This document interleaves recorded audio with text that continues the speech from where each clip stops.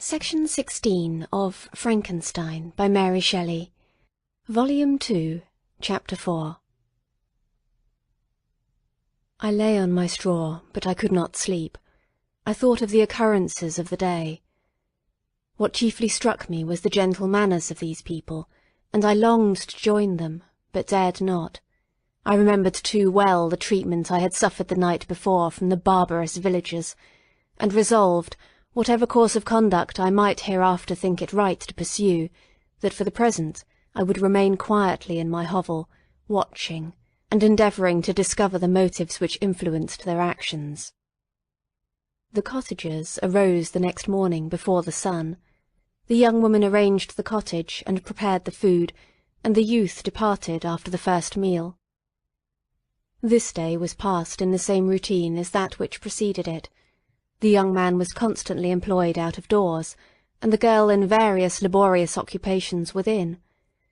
The old man, whom I soon perceived to be blind, employed his leisure hours on his instrument or in contemplation. Nothing could exceed the love and respect which the younger cottagers exhibited towards their venerable companion. They performed towards him every little office of affection and duty with gentleness, and he rewarded them by his benevolent smiles. They were not entirely happy. The young man and his companion often went apart, and appeared to weep. I saw no cause for their unhappiness, but I was deeply affected by it. If such lovely creatures were miserable, it was less strange that I, an imperfect and solitary being, should be wretched. Yet why were these gentle beings unhappy? They possessed a delightful house, for such it was in my eyes, and every luxury. They had a fire to warm them when chill, and delicious viands when hungry.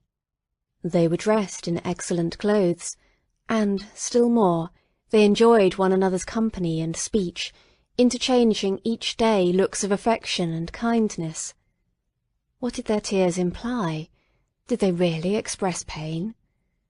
I was at first unable to solve these questions, but perpetual attention and time explained to me many appearances which were at first enigmatic. A considerable period elapsed before I discovered one of the causes of the uneasiness of this amiable family.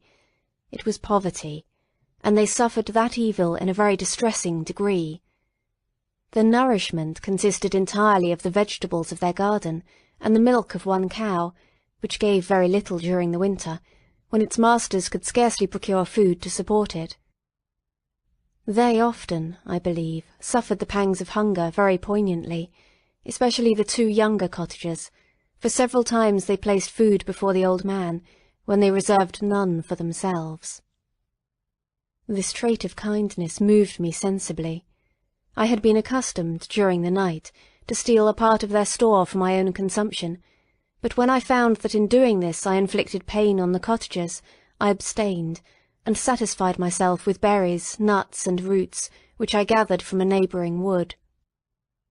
I discovered also another means through which I was enabled to assist their labours.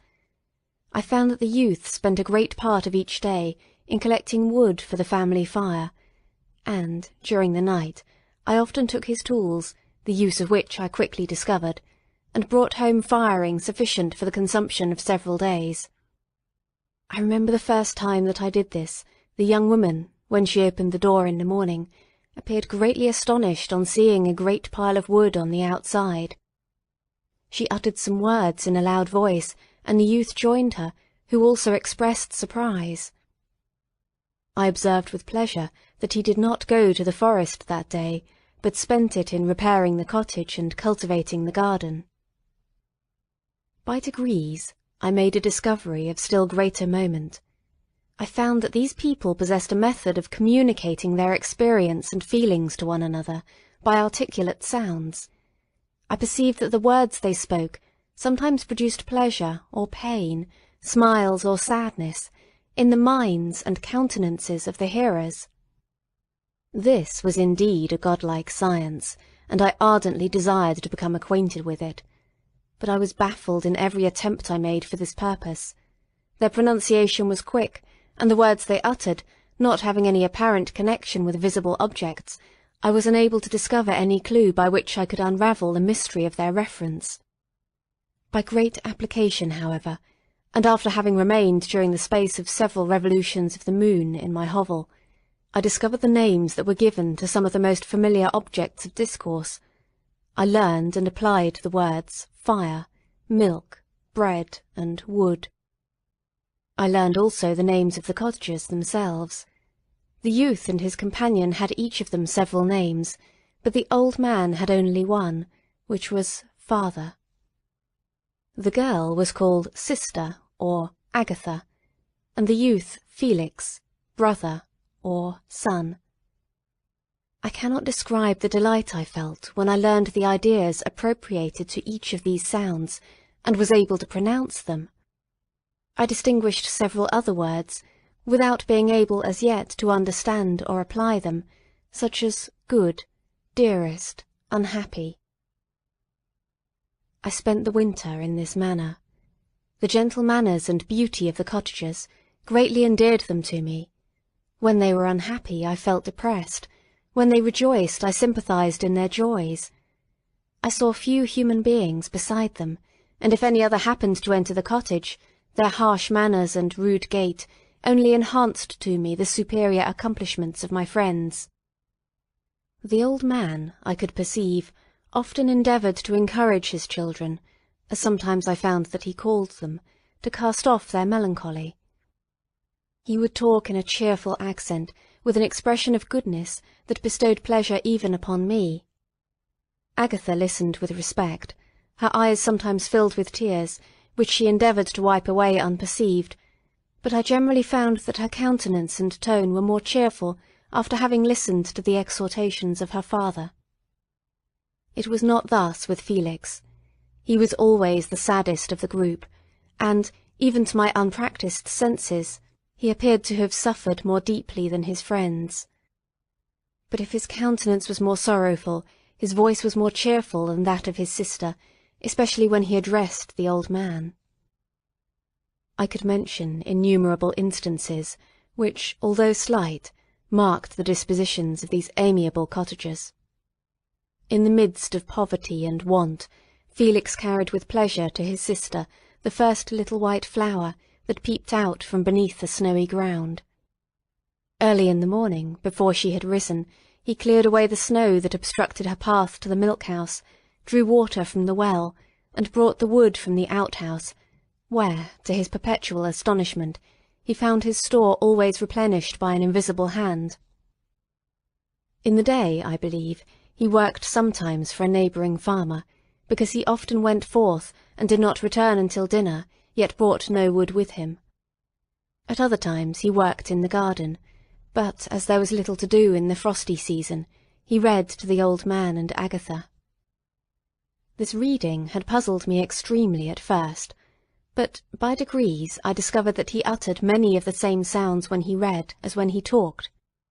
I conjectured, therefore, that he found on the papers signs for speech which he understood, and I ardently longed to comprehend these also.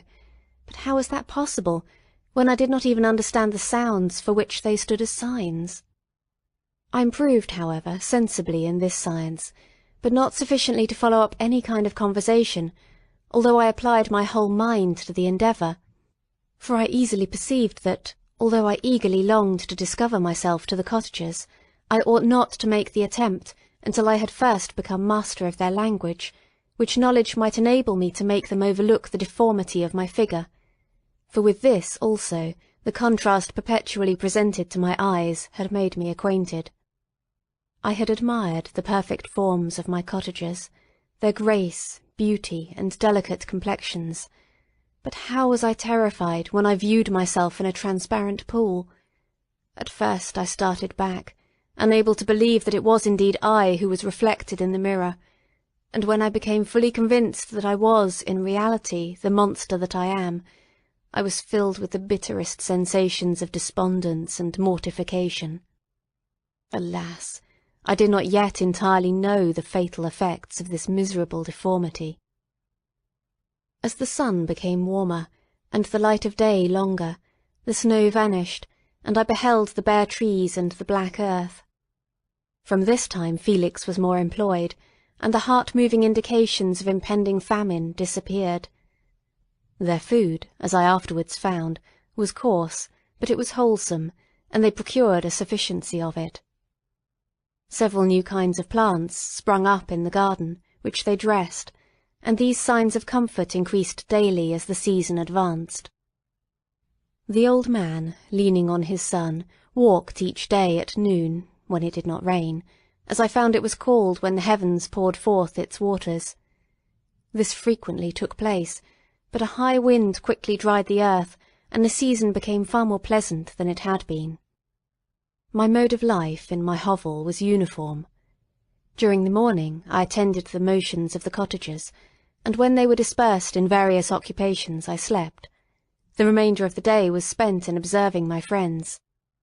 When they had retired to rest, if there was any moon, or if the night was starlight, I went into the woods and collected my own food and fuel for the cottage.